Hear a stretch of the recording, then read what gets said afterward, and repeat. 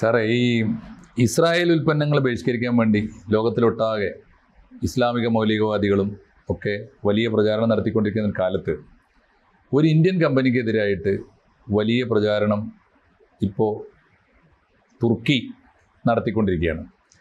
അത് ചില്ലറക്കാർക്കെതിരെയല്ല, ടാറ്റയെ പോലൊരു വലിയ കമ്പനിക്ക്, ടാറ്റയുടെ ആയുധങ്ങൾ ഉൾപ്പെടെ നിർമ്മിക്കുന്ന വലിയ കമ്പനിയാണ്. അപ്പോൾ ടാറ്റയുടെ കമ്പനിയെ, ടാറ്റ എന്ന കമ്പനിയെയും അതിൻ്റെ ഉൽപ്പന്നങ്ങളെയും പ്രത്യേകിച്ച് അതിൻ്റെ ആയുധങ്ങളെയും ബഹിഷ്കരിക്കണം. എന്തുകൊണ്ടെന്നാൽ ടാറ്റ ഇസ്രായേലിനെ സഹായിക്കുന്നു എന്നാണ് ആരോപണം.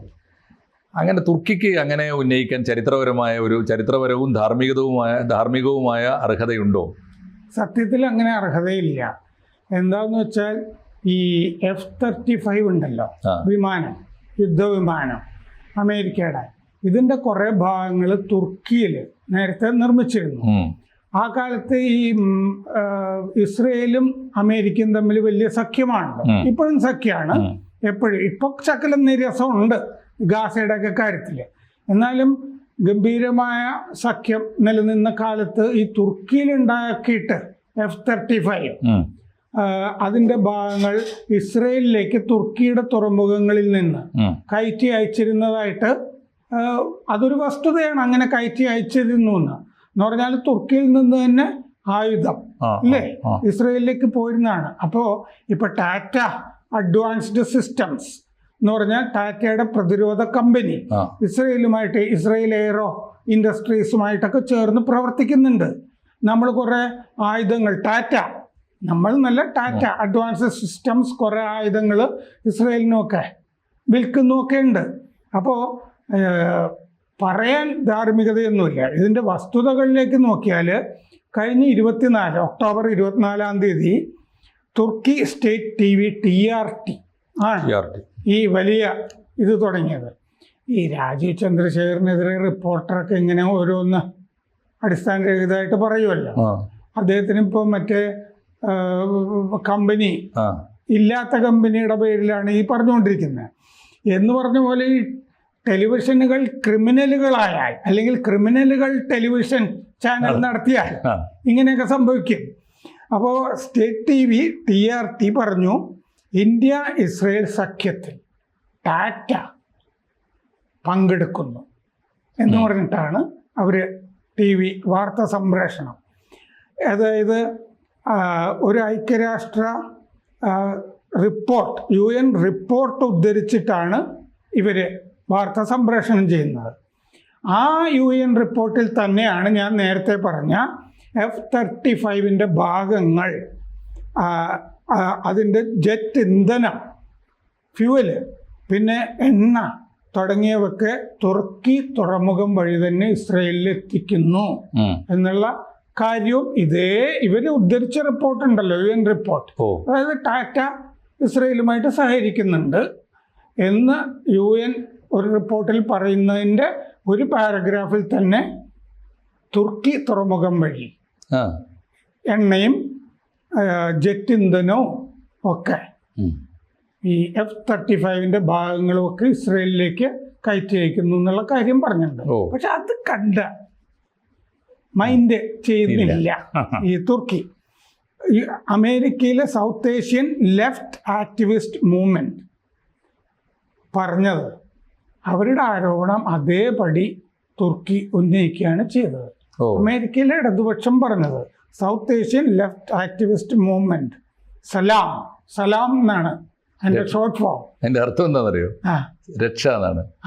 സുരക്ഷയായിട്ട് ബന്ധപ്പെട്ടൊരു വാക്കാണത്. അത് പക്ഷെ ഉണ്ടാക്കിയെടുത്ത അബ്രീവിയേഷൻ നോക്കുമ്പോൾ South Asian left activist movement, സലാം.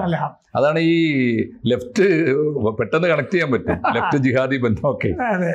അപ്പൊ അവര് പറഞ്ഞത്, അവര് ഒരു UN റിപ്പോർട്ടിൽ ഇങ്ങനെ പറഞ്ഞിട്ടുണ്ട് എന്ന് പറഞ്ഞത് അങ്ങനെ തന്നെ തുർക്കി എടുത്ത് പ്രയോഗിക്കുകയാണ് ചെയ്തത്. അപ്പോൾ Tata provides Israel with hardware of genocide. മറ്റേ വംശഹത്യക്കുള്ള ഹാർഡ്വെയർ ടാറ്റ ഇസ്രയേലിന് കൊടുക്കുന്നു എന്നാണ് ഇടതുപക്ഷ സംഘടന പറഞ്ഞിരുന്നത്. അത് തന്നെ തുർക്കി TV പറഞ്ഞു. അപ്പോൾ Tata is the key enabler of Israel system to control system of control over Palestinians. പലസ്തീനിയന്റെ നിയന്ത്രണത്തിന്റെ പ്രധാനപ്പെട്ട സോഫ്റ്റ്വെയർ ഒക്കെ കൊടുക്കുന്നത് ടാറ്റയാണ് ഇസ്രയേലിന് എന്നും പറഞ്ഞിട്ടുണ്ട് അവര്. അപ്പോൾ ഈ അപ്പാച്ചെ ഹെലികോപ്റ്റേഴ്സിന്റെ ഫ്യൂസലേജ് പണിയുന്നത് ടാറ്റയാണ്. അപ്പാച്ചെ ഹെലികോപ്റ്റേഴ്സ് അത് ഇസ്രയേലില് ധാരാളമായിട്ടുണ്ടല്ലോ. പിന്നെ ഫിനാൻസ് സിസ്റ്റംസ് ഇല്ലേ, ധനകാര്യ, അതുമൊക്കെ കുറെ സോഫ്റ്റ്വെയറുകളൊക്കെ ടാറ്റ ചെയ്യുന്നുണ്ട്. അപ്പൊ സലാമിന്റെ ഈ ഇടതുപക്ഷ സംഘടന അവരുടെ ഒരു 50 പേജ് റിപ്പോർട്ട് ഉണ്ട്. അതിലാണ് ഇത് architects of occupation, the Tata group, Indian capital and the India Israel alliance എന്നാണ് ഈ റിപ്പോർട്ടിൻ്റെ പേര്. അപ്പോൾ ടാറ്റ ഗ്രൂപ്പ്, ഇന്ത്യൻ മൂലധനം, ഇന്ത്യ ഇസ്രയേൽ സഖ്യം, ഇതാണ് പേപ്പറിൻ്റെ ശീർഷകം. അതിലാണ് ഇതൊക്കെ പറഞ്ഞിരിക്കുന്നത്. അപ്പോൾ ടാറ്റ അഡ്വാൻസ്ഡ് സിസ്റ്റംസ് F-16 പാർട്ടുകൾ, അപ്പാച്ചെ ഹെലികോപ്റ്ററിൻ്റെ ഫ്യൂസലേജ് ഇതൊക്കെ കൊടുക്കുന്നു ഇസ്രയേൽ എയർഫോഴ്സിന്, ഇസ്രയേൽ വ്യോമസേനയ്ക്ക്. ഇസ്രയേൽ എയറോസ്പേസ് ഇൻഡസ്ട്രീസുമായിട്ട് ടാറ്റ ചേർന്നിട്ട് ബറാക്ക് 8 മിസൈൽ നിർമ്മാണത്തിന് സഹായിക്കുന്നുണ്ട്, ഇസ്രയേലിൻ്റെ മിസൈലിന് സഹായിക്കുന്നുണ്ട്. പിന്നെ ലൈറ്റ് ആർമേഡ് വെഹിക്കിൾസ് വെസ്റ്റ് ബാങ്കിൽ ടാറ്റ പണിത കവചിത വാഹനങ്ങൾ വെസ്റ്റ് ബാങ്കിൽ ഇസ്രയേൽ ഉപയോഗിക്കുന്നു. ഇതൊക്കെയാണ് ആരോപണങ്ങളല്ല, വസ്തുതയാണ്. ഇതൊക്കെ തുർക്കി പറയുന്നുണ്ട്. അപ്പൊ ഇസ്രയേലിന്റെ പ്രോജക്റ്റ് നിംബസ് അത് ക്ലൗഡ് ഇനീഷ്യേറ്റീവാണ്. അതിൽ ടാറ്റ സഹായിക്കുന്നുണ്ട്, TCS ടാറ്റ സഹായിക്കുന്നുണ്ട്. സർവൈലൻസ് ഇൻഫ്രാസ്ട്രക്ചർ ഇസ്രയേലിന് ശരിയാക്കി കൊടുക്കുന്നു. എന്നിട്ട് പറയണേ സയനിസവും ഹിന്ദുത്വയും കൂടി കൂട്ടിച്ചേർന്നിരിക്കുകയാണ് എന്ന് തുർക്കി. ടാറ്റക്ക് എന്ത് ഹിന്ദുസാണ്? അതെ, കച്ചവടമല്ലേ അത്?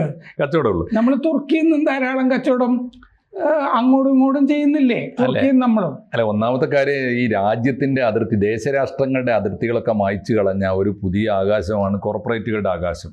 അതിനിടയിൽ കൊളാബറേഷൻസും കൊടുക്കലും വാങ്ങലും, അതിലെവിടെയാണ് ഈ അന്തമില്ലാത്ത വർത്തമാനമല്ലേ ഈ തുർക്കി TV പറഞ്ഞുകൊണ്ടിരിക്കുന്നത്? അതെ. രണ്ടാമത്തെ കാര്യം ഒന്ന് ആലോചിച്ച് നോക്കൂ. കച്ചവടത്തിന് അല്ലെങ്കിൽ വ്യാപാരത്തിന് ഈ ഇസ്രായേലിനോട് കൊടുക്കുകയും വാങ്ങുകയും ചെയ്യാത്ത അറബ് ലോകം വേറെ ഏതാണുള്ളത്? ടാറ്റ മാത്രമാണോ കൊടുക്കുന്നത്? അറബ് ലോകത്തിന് ഏറെയൊന്നും ഇങ്ങോട്ട് കൊടുക്കാനുണ്ടാവില്ല, പക്ഷെ ഇസ്രായേൽ എല്ലാവർക്കും കൊടുക്കുന്നുണ്ടല്ലോ. സൗദി അറേബ്യക്ക് എന്തുമാത്രം സ്പൈ വർക്ക് പോലും ഇസ്രായേലിൻ്റെ അല്ലേ. അപ്പം അതൊക്കെ ഈ ഏത് കാലത്താണ് ഇവരൊക്കെ? പിന്നെ ഇതിൽ പറയുന്നത് 2023 ഒക്ടോബർ മുതൽ ഈ ഒക്ടോബർ വരെ ഇസ്രായേലിലേക്ക് ആയുധങ്ങൾ നൽകിയ 26 രാജ്യങ്ങളിലൊന്നാണ് ഇന്ത്യ എന്ന് പറയുന്നുണ്ട്. 25 രാജ്യം വേറെ കൊടുത്തിട്ടുണ്ടല്ലോ, ലോകത്തെ രാജ്യങ്ങൾ കൊടുക്കുന്നുണ്ട്. UN റിപ്പോർട്ടിൽ തുർക്കി, ഫ്രാൻസ്, ഇറ്റലി, തുർക്കിയുണ്ട് UN റിപ്പോർട്ടിൽ, Italy, Belgium, Netherlands, Greece, Morocco, Arab രാജ്യം, മൊറോക്കോ, അമേരിക്ക ഒക്കെ ഇസ്രയേലിനെ സഹായിച്ചിട്ടുണ്ട്.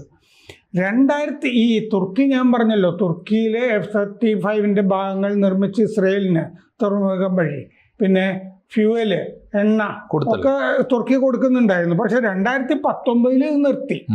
2019 തുർക്കിയെ ഇതിൽ നിന്ന് അമേരിക്ക വെട്ടി. അതെന്തുകൊണ്ടാന്ന് വെച്ച് കഴിഞ്ഞാൽ റഷ്യയിൽ നിന്ന് S-400 മിസൈൽ സിസ്റ്റം തുർക്കി മേടിച്ചു, ഇന്ത്യയും മേടിച്ചല്ലോ S-400. അതിനെതിരെ ഉപരോധം ഏർപ്പെടുത്തുന്നൊക്കെ അമേരിക്ക പറഞ്ഞിരുന്നു. അപ്പോൾ തുർക്കി കമ്പനികൾ F-35 ഘടകങ്ങൾ അതോടുകൂടി പിന്നെ നിർമ്മിക്കണ്ട എന്ന് തുർക്കി പറഞ്ഞു. കാരണം തുർക്കി നാറ്റോ രാജ്യമാണ്, അമേരിക്കയുടെ കൂടെ നാറ്റോ രാജ്യങ്ങളിൽ പെടും. 2024 മെയ്യിൽ തുർക്കി ഇസ്രയേലുമായിട്ട് കച്ചവടം നിർത്തി. കഴിഞ്ഞ കൊല്ലം മെയ്യിൽ F-35 ഘടകങ്ങളും ഇല്ല, മൊത്തത്തിൽ കച്ചവടം നിർത്തുകയാണെന്ന് തുർക്കി പ്രഖ്യാപിച്ചു. 2025 ഈ കൊല്ലം ഓഗസ്റ്റിൽ മാർസെയിൽസിലെ തൊഴിലാളികൾ ഈ തുർക്കിക്കുള്ള ചരക്ക് തടയുകയൊക്കെ ചെയ്തു. കാരണം ഇടതുപക്ഷമല്ലേ തൊഴിലാളികൾ എന്ന് പറഞ്ഞാല്, തടഞ്ഞു. ഒരു കണ്ടെയ്നർ, തുർക്കിക്കുള്ള കണ്ടെയ്നറാണെന്ന് പറഞ്ഞിട്ട് മാർസെയിൽസ് തുറമുഖം തടഞ്ഞു. മാർസെയിൽസ് തുറമുഖത്തിലാണല്ലോ പണ്ട് സവർക്കർ ചാടിയത്. അപ്പോൾ തീർച്ചയായിട്ടും അപ്പോൾ തുർക്കി നമുക്കെതിരെ ഇങ്ങനെ പലതും മുറുക്കിക്കൊണ്ടിരിക്കുകയാണ്. കാരണം നമ്മൾ തുർക്കിയെ പറ്റി പലതും പറയുന്നുണ്ട്. കാരണം തുർക്കി കശ്മീർ വിഷയം എപ്പോഴും ഉന്നയിക്കും. പാകിസ്ഥാനിൽ വന്നിട്ട് എർദോഗൻ അവരുടെ പാർലമെന്റിനെ അഭിസംബോധന ചെയ്തിട്ട് മറ്റേ കശ്മീരിന്റെ പരിഹാരം UN വിടണം, ഹിതപരിശോധന നടത്തണം എന്നൊക്കെ കഴിഞ്ഞ കൊല്ലം പ്രസംഗിച്ചിരുന്നു അയാള്. ആ ഉർദുഗാൻ ഫാക്ടറാണ് തുർക്കിയെ വല്ലാതെ ഈ ഒരു തീവ്ര നിലപാടിലേക്കും മൗലികവാദ നിലപാടിലേക്കും കൊണ്ടുപോയെന്നും. പണ്ട് തുർക്കിക്ക് നല്ല ഒരു സൂഫി ചരിത്രം ഉണ്ടല്ലോ. തുർക്കിക്ക് കുറെ കൂടി നല്ല ആകാശവും ആത്മീയതയുടെ ഒരു ആകാശമൊക്കെ ഉണ്ട്. നമ്മുടെ നാടുമൊക്കെയായിട്ടുള്ള ബന്ധത്തിലും അതുണ്ട്. അതുപോലെ തുർക്കി അസർബൈജാന് ആയുധം കൊടുക്കുന്നുണ്ട്. അസർബൈജാന്റെ ശത്രുരാജ്യമായ അർമീനിയക്കാണ് നമ്മൾ ആയുധം കൊടുക്കുന്നത്. അതൊക്കെ ആയിരിക്കും ഇതിന്റെ കാര്യം. ആഗോള രാഷ്ട്രീയത്തിന്റെ കാര്യങ്ങൾ അതൊക്കെ ആയിരിക്കും അത്. പിന്നെ പ്രത്യേകിച്ച് ഇപ്പോൾ വേറെ ഒരു ഘടകം, ഇപ്പോൾ ഈ നാറ്റോ സഖ്യം തന്നെ യോജിച്ച് നിൽക്കുന്നില്ല. നാറ്റോ സഖ്യം തന്നെ പതുക്കെ പിളർപ്പുണ്ട്. റഷ്യ ഒരു ഫാക്ടറാണ് അതിനകത്ത്. നാറ്റോ രാജ്യങ്ങളിൽ പലതും റഷ്യയോട് ഐക്യപ്പെടുന്നതും വിയോജിക്കുന്നതും ഒക്കെ രാജ്യങ്ങളുണ്ട്. ഇതിൻ്റെയൊക്കെ കുറേ ഒരു പൊളിറ്റിക്സ് ആയിരിക്കും ഇപ്പോൾ പറയുന്നത്. പക്ഷേ ഇതിൽ ഒരാവശ്യമില്ലാതെ ടാറ്റയുടെ മേക്കിട്ട് കയറാൻ വരേണ്ട യാതൊരു കാര്യമില്ല. ടാറ്റ മര്യാദക്ക് കച്ചവടം ചെയ്ത്, മാന്യമായ കച്ചവടം ചെയ്ത്, ലോകത്തിൽ ആരൊക്കെ നല്ല കസ്റ്റമേഴ്സ് ഉണ്ടോ അവരോടൊക്കെ കച്ചവടം ചെയ്യുന്നതാണ്. എല്ലാ ലോകരാജ്യങ്ങളോടും മര്യാദക്ക് പെരുമാറുന്നവരാണ്. ലോകത്തിൽ എല്ലായിടത്തും അവർക്ക് നല്ല സ്വീകാര്യത. അറബ് രാജ്യങ്ങളിലൊക്കെ ടാറ്റ വണ്ടിക്ക് വലിയ പ്രിയമാണ്. ഒരു ട്രക്ക് വാങ്ങാൻ ഓർഡർ കൊടുക്കുമ്പോൾ അവർ ആദ്യം നോക്കുക ടാറ്റ അവൈലബിൾ ആണോ എന്നാണ്. മാഷ് ഇതിൻ്റെ കച്ചവടം പറഞ്ഞില്ലേ, ഇനി ഞാൻ ഇതിൻ്റെ ഒരു കച്ചവട ആംഗിൾ പറയാം. എർദോഗന്റെ മകള് വിവാഹം ചെയ്തിരിക്കുന്നത് അവിടുത്തെ ഈ ഡ്രോണുകൾ നിർമ്മിക്കുന്നില്ലേ, തുർക്കി ഡ്രോണുകൾ വളരെ പ്രശസ്തമാണല്ലോ, യുക്രൈനിൽ ഉപയോഗിക്കുന്ന ബെറാക്ടർ എന്ന് പറഞ്ഞാണ് ഡ്രോൺ കമ്പനി. ഈ ബെറാക്ടറിന്റെ ഉടമസ്ഥനെയാണ് എർദോഗന്റെ മകള് വിവാഹം ചെയ്തിരിക്കുന്നത്. അത് കൊള്ളാം. അപ്പൊ ഇന്ത്യയിലെ ഒരു ആയുധ കമ്പനിക്കെതിരെ നമ്മള് വേറൊരു ആയുധ കച്ചവടക്കാരന്റെ അമ്മോശൻ എന്താ പറയാ, അതുകൊണ്ട് ടാറ്റോയോടുള്ള ഒരു അസൂയയും അതൊക്കെ ഉണ്ടാവും. അതെ, കുടുംബത്തിന്റെ മൊത്തം കച്ചവട താല്പര്യത്തിന്റെ പൂർത്തികേടൊക്കെ ആയിരിക്കും പറയുന്നത്. അതാ ഞാൻ അറിയിക്കുന്ന വില കൊടുത്താൽ മതി. ടാറ്റയ്ക്കെതിരെ അനാവശ്യമായ ആരോപണങ്ങൾ, വസ്തുതാവിരുദ്ധമായ ആരോപണം. ഇനി വസ്തുത ആയിക്കൊള്ളാരെ, എന്തായാലും വിശേഷം എന്താണ്? അങ്ങനെ ചോദ്യം ചോദിച്ചു. ഇപ്പോൾ കഴിഞ്ഞ ദിവസം ഇദ്ദേഹം ഉണ്ടല്ലോ, ശ്രീധർ വെമ്പു, അദ്ദേഹത്തെക്കുറിച്ച് വലിയൊരു ആരോപണം വന്നത് അങ്ങ് RSS ആണ്, RSSനെ പിന്തുണക്കുന്നു എന്നാണ്. അതും ബിസിനസ്സും തമ്മിൽ ഒരു ബിസിനസ് ഡീലിൽ അദ്ദേഹത്തോട് സംസാരിക്കുകയാണ്. Are you supporting RSS? അപ്പോൾ അദ്ദേഹം പറഞ്ഞൊരു ആൻസറേ ഉള്ളൂ. ഇപ്പോൾ അതിന് ആൻസറായിട്ട് പറയും സോ വാട്ട്. അതാണ് ഇതിന് ടാറ്റ തിരിച്ചു ചോദിക്കുന്ന ഒരു ചോദ്യം. അതാണ് ഞാൻ വെമ്പു പറഞ്ഞ ഒരു കാര്യം എനിക്ക് വളരെ ഇഷ്ടപ്പെട്ടു. അദ്ദേഹം പറഞ്ഞു ധാർമ്മിക് ക്യാപിറ്റലിസം എന്ന് പറഞ്ഞൊരു പ്രയോഗം പുള്ളി നടത്തി. ധാർമ്മിക ക്യാപിറ്റലിസം എന്ന് പറഞ്ഞപ്പോൾ അതാണ് ഇന്ത്യക്ക് വേണ്ടത് എന്ന് അദ്ദേഹം പറഞ്ഞു. അപ്പൊ ഇത് എന്താണെന്ന് അർണബ് ഗോസ്വാമി പുള്ളിയോട് ചോദിച്ചു. അപ്പൊ അദ്ദേഹം രാജരാജ ചോഴന്റെയും രാജേന്ദ്ര ചോഴന്റെയും കഥ പറഞ്ഞു. ഇഷ്ടം പോലെ കാശ് അവരുടെ കയ്യിലുണ്ടായിരുന്നു. ആ കാശൊക്കെ വെച്ചിട്ട് അവർക്ക് വലിയ കൊട്ടാരങ്ങൾ പണിയായിരുന്നു തന്നെത്താനെ ജീവിക്കാൻ. പക്ഷെ അവർ അമ്പലങ്ങളാണ് പണിത് ഈ പണം കൊണ്ട്. ഇതിനാണ് ഈ ധാർമ്മിക് ക്യാപിറ്റലിസം. മറ്റ് പ്രജകൾക്ക് വേണ്ടി ഇത് സൗകര്യങ്ങൾ ഉണ്ടാക്കി കൊടുക്കുക. അത് തന്നെയാണല്ലോ ലാഭം കൊണ്ട് എന്താ പറയാ, ഈ ദീനരെ സഹായിക്കുക എന്നുള്ള പറയുന്നത്. ഗാന്ധിക്ക് ഉണ്ടായിരുന്നില്ലേ ട്രസ്റ്റിഷിപ്പ് സിദ്ധാന്തം എന്ന് പറയുന്നത്? അതേ പറഞ്ഞല്ലോ, ടെക്നോളജി മുതലാളിമാരെ അവർക്ക് കിട്ടുന്ന ധനം ദൈവം അവരെ മറ്റുള്ളവരുടെ നന്മയ്ക്ക് വേണ്ടി ഏൽപ്പിച്ചിരിക്കുന്നതായിട്ട് മനസ്സിലാക്കണം എന്നുള്ളതാണല്ലോ. തീർച്ചയായിട്ടും. അതുകൊണ്ടാണല്ലോ അദ്ദേഹം ടെക്നോളജിയിലെ ഗാന്ധി എന്നറിയപ്പെടുന്നത്. അതുകൊണ്ടാണല്ലോ റൂറൽ ഇൻസ്റ്റിറ്റ്യൂട്ടുകളിൽ അദ്ദേഹം കമ്പ്യൂട്ടർ പഠിപ്പിച്ചു. ഒരു മുസ്ലിം സഹോദരന്റെ പോസ്റ്റ് ഞാൻ കഴിഞ്ഞ ദിവസം വായിച്ചു. ശ്രീധർ വെമ്പുവിൻ്റെ അവിടെ ഈ സെക്യൂരിറ്റി ആയിട്ട് ജോലി ചെയ്തിരുന്ന ഒരു സഹോദരനാണ്, മുസ്ലിം സഹോദരൻ.